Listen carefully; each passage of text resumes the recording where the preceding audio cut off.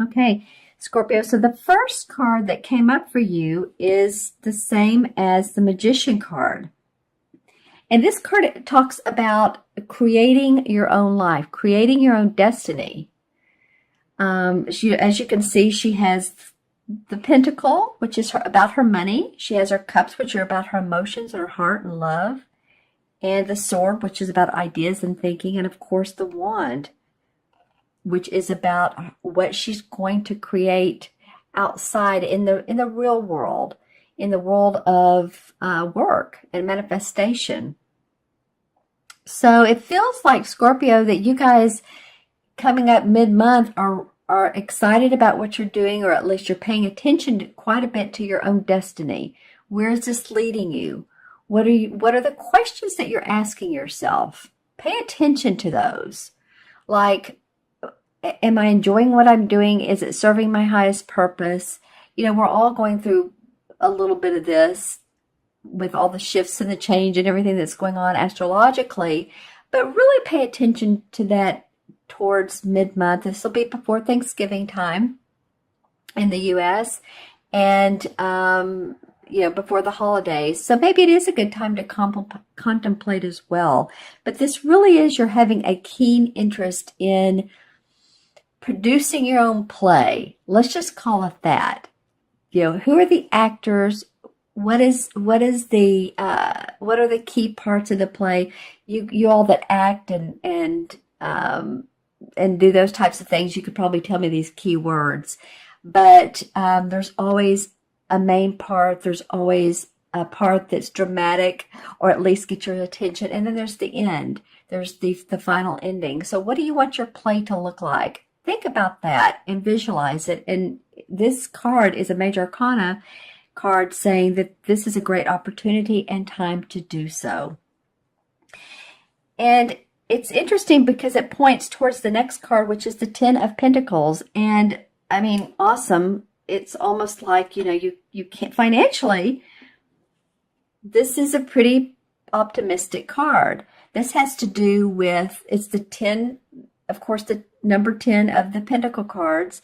So it has to do with completion, of feeling of, finances are good, or at least you're working towards finances, and you see results in the near future that can really be a benefit to not only you, but your family, generations, grandchildren, parents, siblings, sister, brother.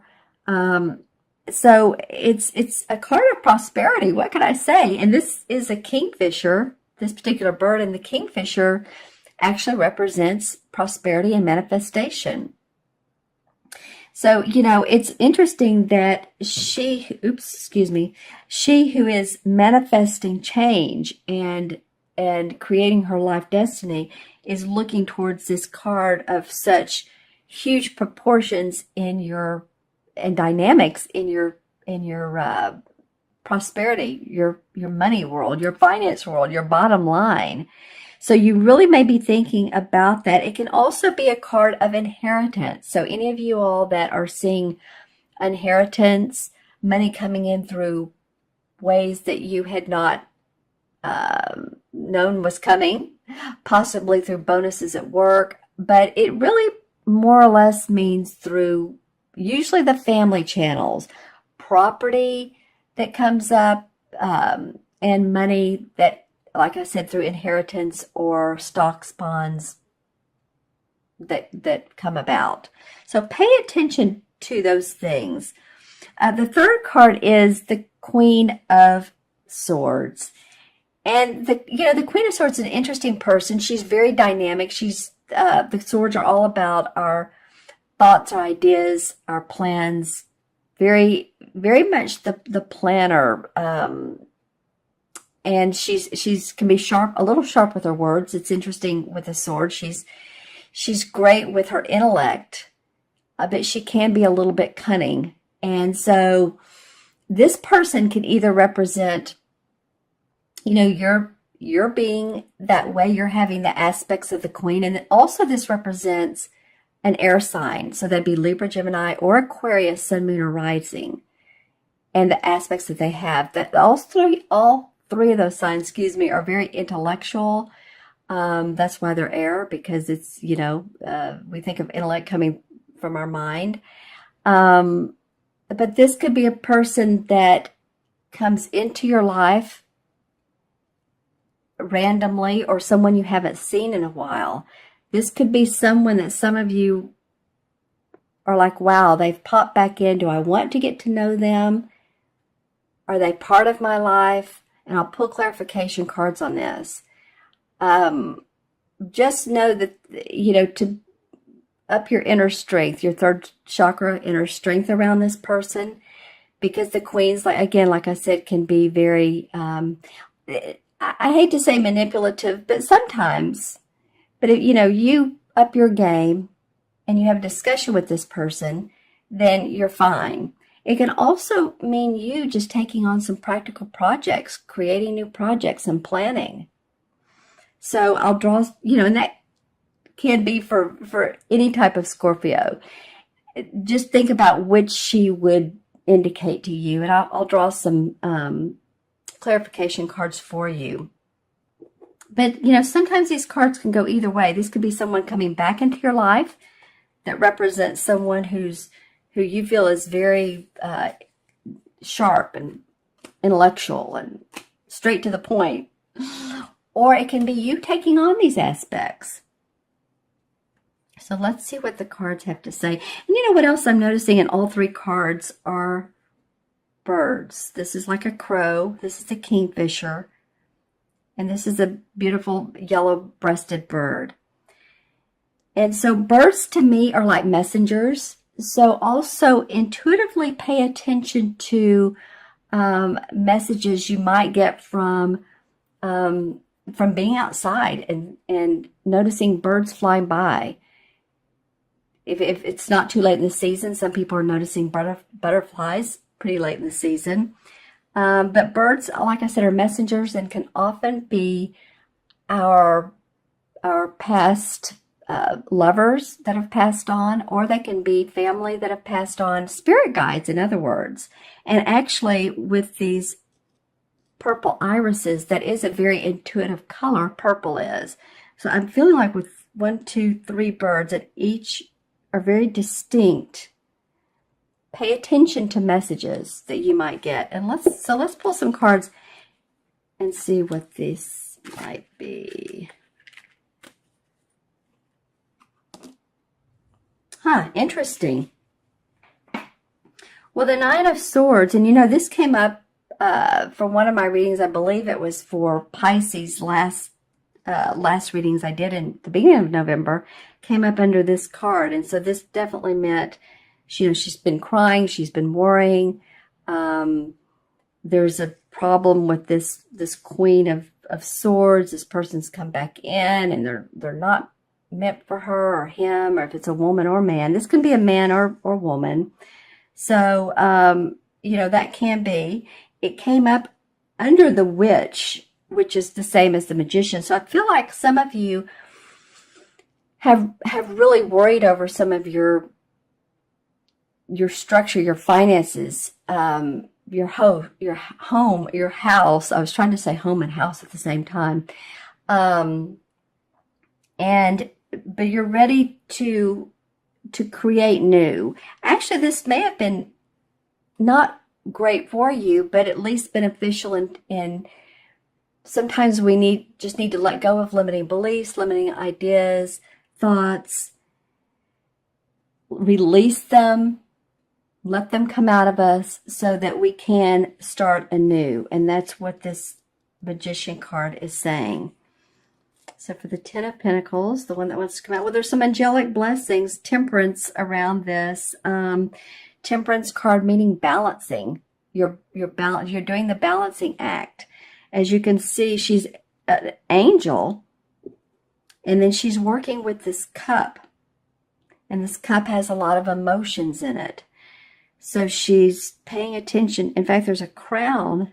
If you look in this yellow cloud right here, there's a crown. So she's paying attention to her crown chakra and spiritual wisdom that she's gaining.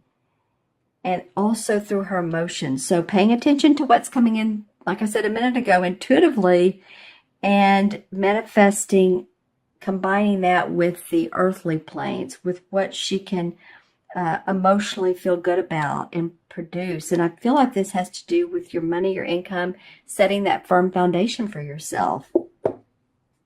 And the Queen of Swords. Okay, well, the Page of Rods came up.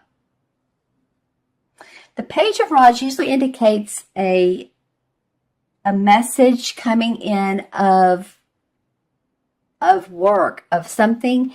You hear about a new idea to further your work. Someone says something to you like, you could do this, and this could really, help you out. And that's what I was saying earlier about listen to other people. So interesting, the Page of Swords is almost shouting out to her.